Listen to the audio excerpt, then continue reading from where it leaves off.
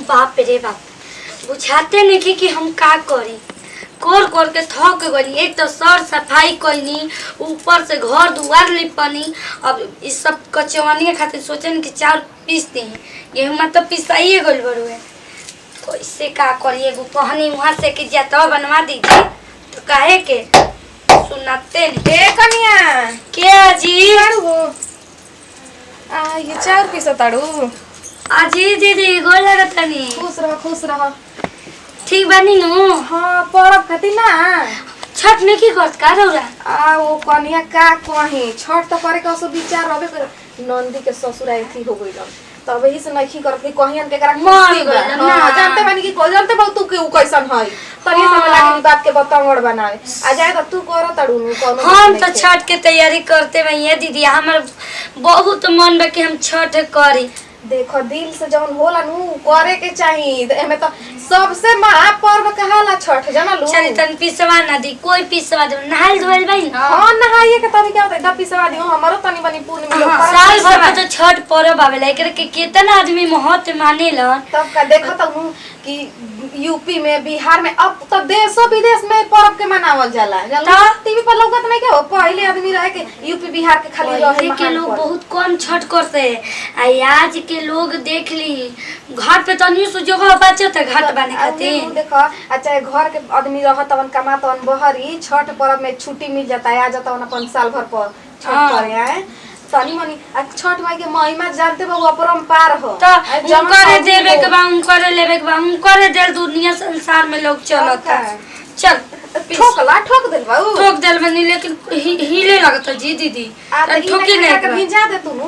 तो जल्दी से हो जाए। अच्छा तो एक बार ठोक रह दी सोचनी कि घरवा में गाड़ दी गाय जल्दी यही पर हो जाए। चल तनी शांति से भाई है तना तू है दे के कर लाली लाली अखिया के कर लामी लामी केस के कर लामी लामी केस के कर पिया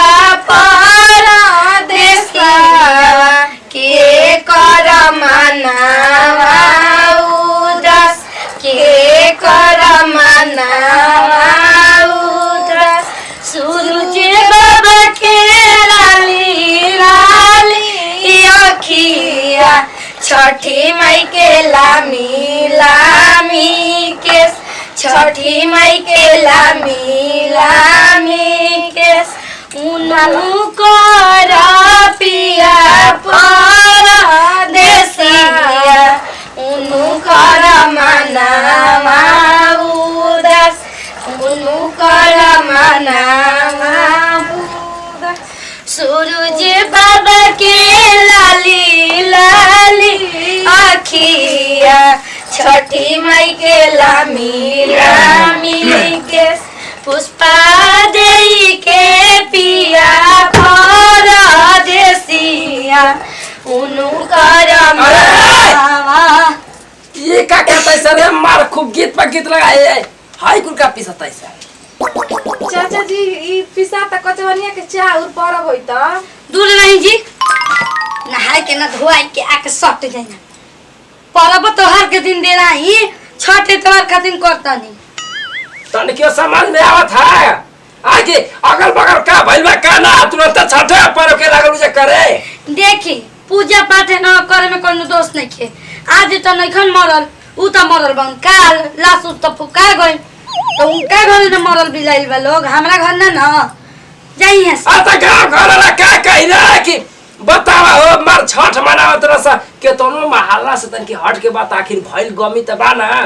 कि रे क्या भाई। देखी बाबूजी चिल्लाइन जन हम छठ करम त देख ली दुख कामना में होला जे जवान बेटा मर गइल जवान पतोह मर गइल जवान धिया मर गइल तब उ त बूढ़ पुरानिया रही पाकल आम रही चू गइली त एमे कौन बुराई बा। ई त खुशी के बात बड़ुए खुशी के बात है पूजा पाठ करे खातिर पूरा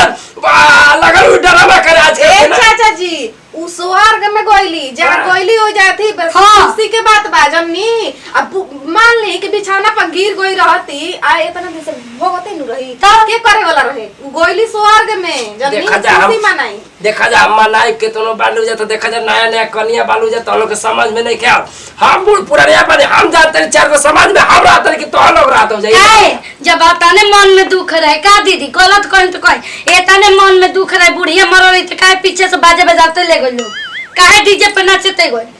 आ बताई काहे खुशी मनाते गए खुशियाँ ऐसा मनाओ गए कि सुख शांति से होकर स्वर्ग में जाइए ऐसा हम बाजा बजवले रहे हम मुए ना पहले करे कि हम मर जाए ना तब के बाजा बजवाइए ये सब बजवले रहे हां तो हम मर गली ना ओकरा खुशी में हम छठ करते जाई चली जी अरे गवा करो चाही बसा के बांगिया बांगिला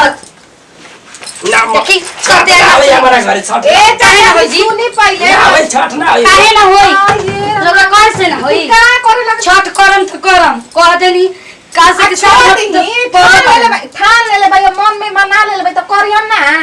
मां देखी दिल में मान ले कि हां असु करम परब नु तो करल जाए अरे माँ जी शराब दे दिया रे ना करा दे रे हां छठी में देखत हरी मन साधा ल पूजा पाठ करते हटी यही हसे देखा था नहीं तोनी के जितना डिंग डांग करे का करा सब देखा था कि तोनी के छठ कैसे कर बिसा ई त मान पिछला बिसा फल के लिए तुझे भी लिया वे हां हां चल जे हम बाजार में चल जे देख ले बन बाजार अगर गोड़ जवन बा ना हमारा अगर चौकट ले अगर आगे तू बढ़ा देली लाग देली तो तोर जिंगे कहत कि लाश बिछा दे हां तो हम बुला जिम के ना ससुर हनी ठीक भाई बाप के बुला के गुदर गुदर ना कटवा के नहरी में फेंक एक ले बजे हमरा नाम हो जाओ हो हां क्या ज्यादा बोलते हो ज्यादा बोलते समझा कत्ता दे कोइले बन छठे तवर का चिल्ला तोड़ हाँ? तार में आरारू ना हाँ। बहुत खुशी खुशी ना छठ पूजा करत है गांव में का भइला पता है ना जी घी में हाँ, हां हाँ। तो छठ होई ना मर्दे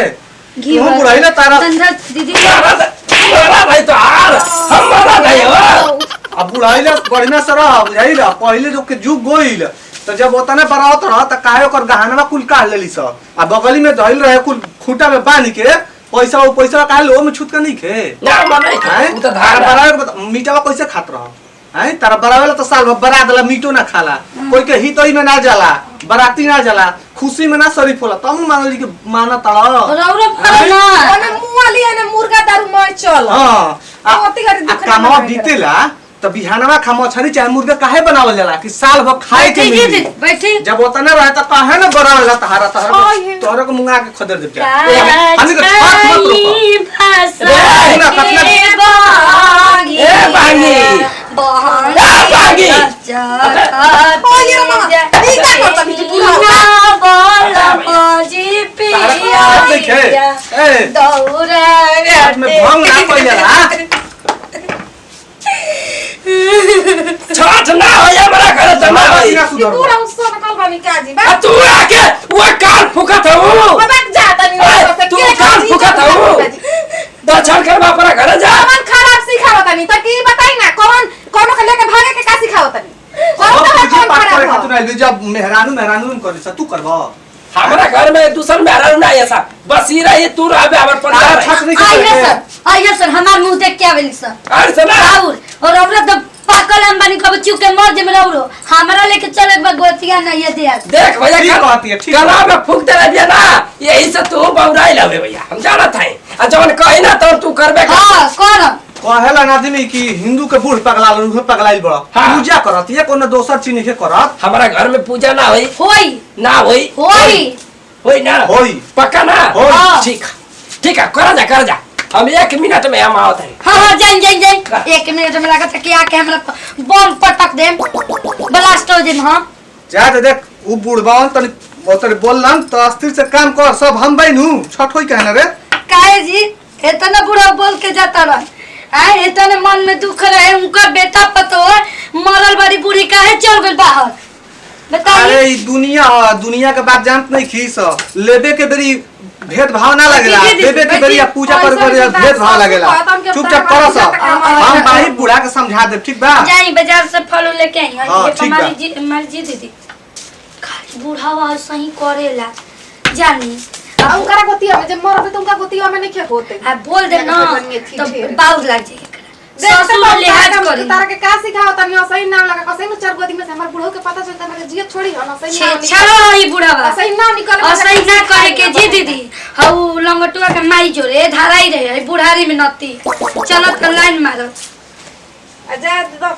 एकरा लाज बड़वे तनी गोतनी में कि बुढ़ाई नहीं तब जवानी के जोश जागल बा उ कुल लोग ना कही ना इज्जत बचाने के ससुर जौना बेरी हरद्वार में जाए के चाहिए मठ में तो ना बेरी इसके लड़ावत चलो का चाही बस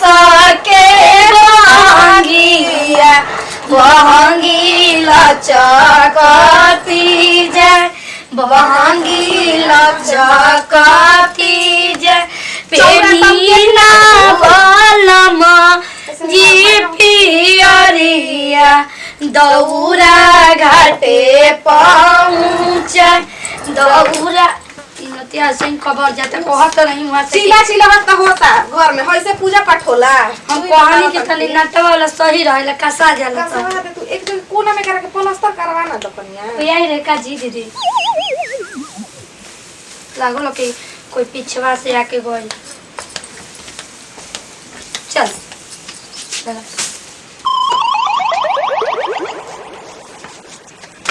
क्या होता जी तू छठ करा हम कुछ नहीं की बोला तू छठ करा ना तू करा अरौरा क्या करते हैं हम अपन सामान जुटावत है दीदी का के सामान जुटाओ अरौरा अपना घर है दुआरे बम बलास कर के गांव वाला जाए जाए अपना घर चला समझ गई इशारा कर दे इंसान के काफी है हाँ बहुत रौरा इशारा करत है की और मच्छी से हो गई ले काहे रौरा के लंगटुआ के मैं कुछ सिखा पढ़ा देले बिया का हां सिखा दे बिया कर यार के अपन बेटी पतो लइका फैकर मार घर दुआ छोड़ के हमरा घरे आ चल तू लाजिम की ससुर हम ये बाबू बाबू जता रे को हमरा गाड़ी का पतो पे कि हमारा जा मारा के इज्जत से समझाओ मारी हम इज्जत से समझाओ ते हमार पतो आऊ गांव में अगर हमारा के अगर आदमी बोलिए तो कितना खराब लगी आ वो बात है आ गांव में का कहे कि फलाना के पतो छठ कर दिया कौन ए में कौन बुराई बड़ुए करबी जा जा छठ करबी ता बम बलाच कर आग लगा तो के छठ ना कर दे हां तनी देख ले तू हाँ, ठीक। तू जीत पारब तो हम जीत पारब बनी मारो तुम हम हटी हटी होने हटाई सब सत्यानाश करके रखले बनी कहत देख हाथ उठाए पर अंगूर मजबूर मत नीचे कर करके बात करी कहत हाथ उठाए पर मजबूर मत कर हां तो हमरा मजबूर मत करी हमरा के कि हमरा के पीढ़ा चला के मारे के मोहम्मद उड़ जा का कले कुछ कले का ना कहनी लंगटुआ के माई बोलावती है लंगटुआ के आई बार बार का कहत काहे लंगटुआ के माई कह जात हई तू बार बार काहे जात हई बोल बोलो के लिहाज करता नहीं कि ससुर यो मैं तो पूरा मर लेगा अरे पूरा अरे राजा अरे चलो जल्दी रे अरे ए आ जा रे भैया मत तो नहीं बस इज्जत उतरवा ला हैं मार दहर के हम बताओ ये बाकी रह भले लोग कहे कि हाँ? पतो हमारा तिया होय ससुर के हाथ छोड़े तो अभी ताकते बड़ा होने हम ताक आज तक ले बाप हमरे के एक थप्पड़ नंबर लत तो क्या गोधन बाबा ने ना कुर्ता ले जा रहा था हमारा फिलिंग के खानदान के रे बताते तू छाट कर भी ले बोल तू छाट जाता है के खटिया पे भगवा देनी ना कर बे कहिए के संपत्ति के मेहर कर बे ना हमारा घर से बाहर जा जैसा घर से बाहर जाके और छठ हम ना हर साल पकड़ जैसा ना छठ कोयला के बाद जाइब जा ना जे ए जे रह देखो तन तू का करे छठ कर बे सुना सुना पानी गिराई तहार और दुआई बढ़ावे खातिर छठ कर पई जा पानी बूढ़ा सुना बतिया सुना हने अब हने हने अब हने अब बोल, हने बोल, अब बोल। सुना अगर छठ पूजा करब हाँ। तू करब त ढेर दिन जियब हाँ। भगवान खुश होई हन माई खुश होई हन ठीक बा तू अच्छे नु काम करती है पूजा करती है त अरे ना रे ए चुप रह दोसर कोई बोली तो तू हमारे से कहिए ठीक बा कह द छठ करे के ना तो फिर दिक्कत होगी ठीक का बा समझाइले बानी जी जरा हम समझा दे चुप रहना सुना एकरा 2 रुपए के बुद्धि सुना। नहीं खे हो क्या सुना करी? सुना सुना अरे क्या ए सुना लखुआ के बियाह के दिन धई रहे आए लफुआ एक नंबर के। लफुआ ठीक बा हम्म। लेकिन उ का कइलस छठ ना कइलस बियाह के डेटवा टेराइलो कर लखुआ के बियाह भइल नु ना तो कतनो दिक्कत होता तो बियाहवा नहीं कर रुकत आ परब रुकी ना रुकी आ चुपचाप कर आ हंसी खुशी से कर जा कह तो करे के जा अरे परब होई हमें कर मिठाई ना खाई फल ना खाई प्रसादी ना खाई हम के तो खइबन हूं ना तोरा ना खाई रे खइबा सुन समझा देले बने ठीक बा कि बूढ़ा करी हम ठीक बा सुना और से कह देले या प्रेम से कर आ छठ हम कइल जाओ ठीक बा तो गोवा घर वाला अगर हमरा के थू थू थू थू कहस ना करी हम बइनू चल चलो चल जाओ तू करे तो थूक रिखा खार के तो चाट दी हां अबे करा कह करे के ई का बोला ले या ऊ छोड़ा ई नहीं का बोला ये अरे नहीं का बोला या बे कई का बोला थिया ऊ दूसरा कर छोड़ा ना हम हइन घर के सुना अब दूसरा घर के ऐसे ही बोली हमरा के ना बोली इज्जत ना करी छठ कर अपन माई बाप के सही पर भी बात हो के बिना बोल देखे हमरा सावन तो मैं तो बोला पट्टा ना अपन माई बाप के सही बोल सही जन्नीनू, तारा तो ये सही बोला यही रात पर छठ करी तो आगे ना बीच में हम पिसाई सुना छठ करे तो चुपचाप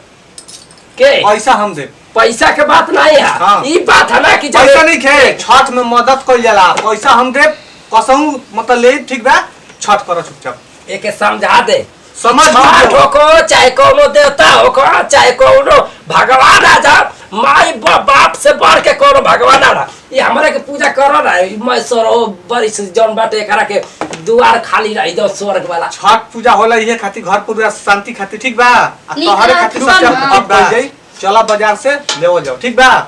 कह दो कह ता या तो बाजार ले बाजार से हम जात है लिया आवे गोरी बात था ई जौन एकर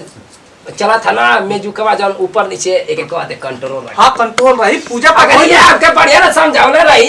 बढ़िया से अगर बात बोले तो हम ना समझ ले रहती हमार बात समझ ला हो ना ये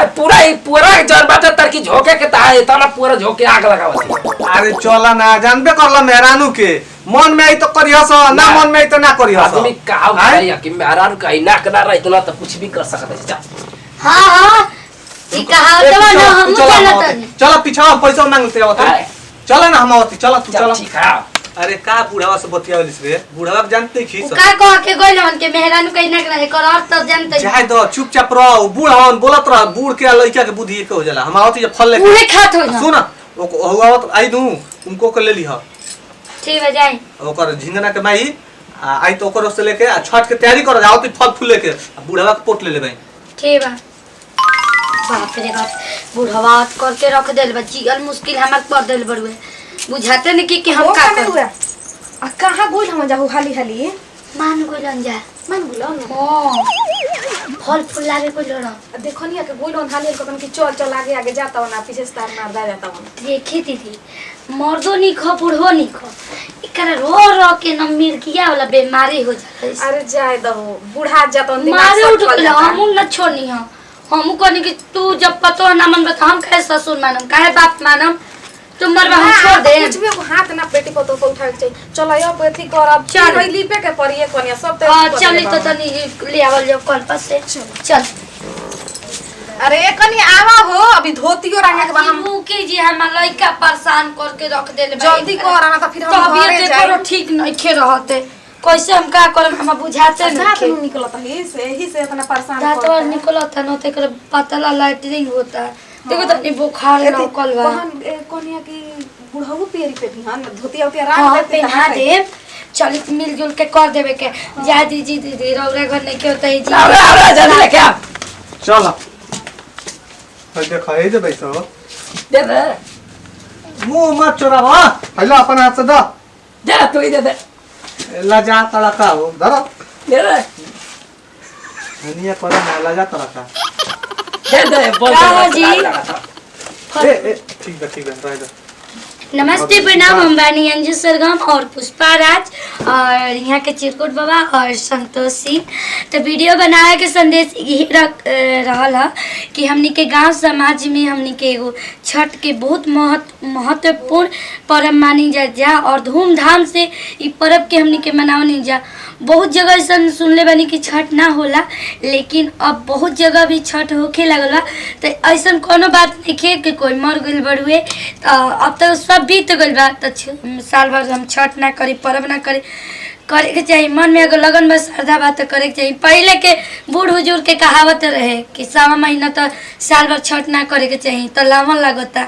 इस सब भगवान कभी ना कहलन कि अब तो ऐसा आगु बाजू कि अपने आप में कोई हरदी भी नहीं खे पावत कोई एक दूसरा में नहाए भी नहीं खे जात अब पर्व के बेरी छूट लागल बा ऐसे ना होके चाहिए, पर्व करे के चाहिए। सुख दुख भाई हो सबके पास आवेला जाला। ऐसे हम ये सबसे निवेदन करब कि पर्व करे के चाहिए, जैसे भी मौका मिलल पैसा के नहीं से लेके दे के पर्व करे के चाहिए। और हाँ, हमारा अपन चैनल बड़ुए